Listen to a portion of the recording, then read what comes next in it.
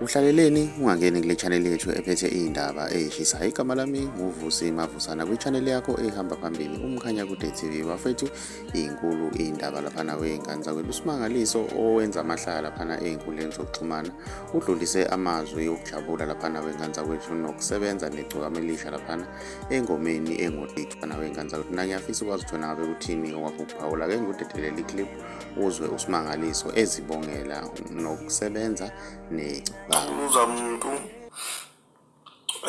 mina bafethu khonza bafethu amahlaya khonza bafethu uthi sihleke kube mnandi lana ngizobonga bafethu, ngizobonga nansi ingqwele isikhova sikazwelonke sikwazile ukungibona ukuthi nami ngumuntu, ngoba phela khona abangangiboni ukuthi ngumuntu bazi ukuthi nje mina ngiphundlekile overseas. Kodwa ke isikhova sikwazile bafethu ukungimuntu omla ngisehlathini sabona ingcono senze into enhle eseqopheni eliphezulu. Bafethu ngizobonga la kakhulu.